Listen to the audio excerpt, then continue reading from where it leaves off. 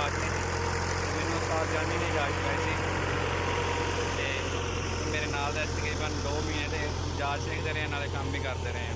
Season ਸੀ ਨਾ। ਅਤੇ video ਸ਼ੁਰੂ ਕਰਨ ਤੋਂ ਪਹਿਲੇ ਜਿਹੜੇ ਸਾਡੇ ਚੈਨਲ ਦੇ ਨਵੇਂ ਨੇ, ਸਾਡੇ ਚੈਨਲ ਨੂੰ ਸਬਸਕ੍ਰਾਈਬ ਕਰ ਲਓ। ਸਬਸਕ੍ਰਾਈਬ ਕਰੀ ਸ਼ੁਰੂ ਕਰਨੇ ਵੀਡੀਓ। ਅਤੇ ਬੋਰ ਸੀ ਪੁਰਾਣਾ ਇੱਥੇ, ਅਤੇ ਪੂਰਾ ਹੋ ਗਿਆ ਸੀ। ਉਹਨੂੰ ਫੱਟ ਕੇ ਦੁਬਾਰਾ ਜਿਹੜਾ ਉੱਥੇ ਸੂਰ ਦਿੱਤਾ ਹੰਨ ਕੇ ਦੁਬਾਰਾ ਉਹਨੂੰ ਕੱਢ ਦੇਣ ਪੈਣ ਚਾਲੂ ਕਰਨੇ ਆ। ਠੀਕ ਹੈ ਦੋਸਤੋ। ਹਾਂ, ਅਤੇ ਦੋਸਤੋ ਤੁਹਾਨੂੰ ਸਾਡੀ ਮਿਹਨਤ ਕਿਸ ਤਰ੍ਹਾਂ ਲੱਗੀ ਸਾਨੂੰ ਕਮੈਂਟ ਵਿੱਚ ਤੁਸੀਂ ਜ਼ਰੂਰ ਦੱਸੋਗੇ ਇਨਸ਼ਾਅੱਲਾ।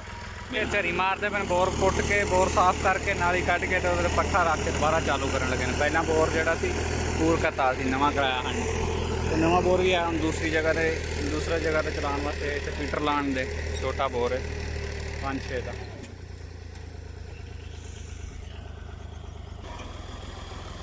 5-6 ਦਾ ਬੋਰ ਹੈ ਜੀ। 88 ਮਾਡਲ ਟਰੈਕਟਰ ਦੀ ਪਰਫਾਰਮੈਂਸ ਦੇਖੋ ਮਾਸ਼ਾਅੱਲਾ। ਬੋਰ ਜਿਹੜੀ ਝਰੀ ਬਣਾ ਕੇ ਬੋਰ ਕੱਢ ਦੇਣਾ ਪਿਆ।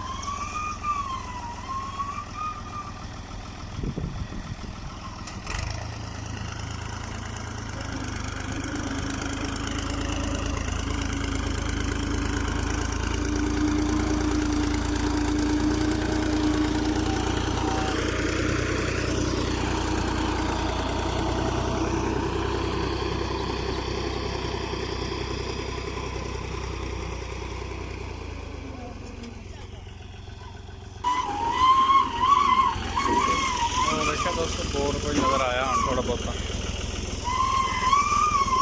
पहला कोई नहीं नज़र आता।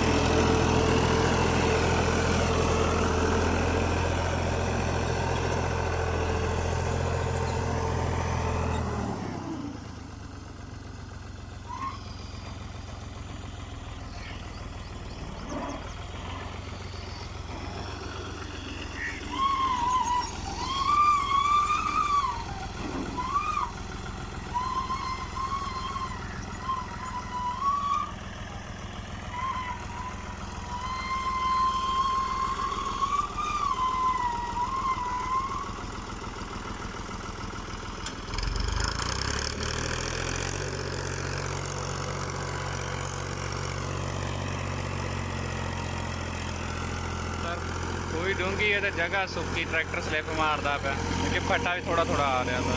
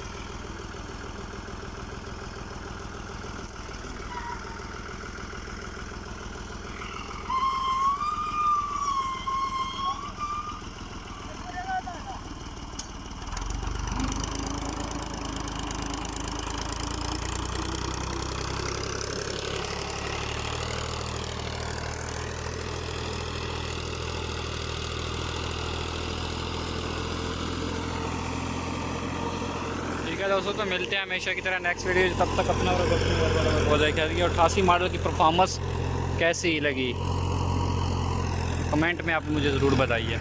ठीक है दोस्तों।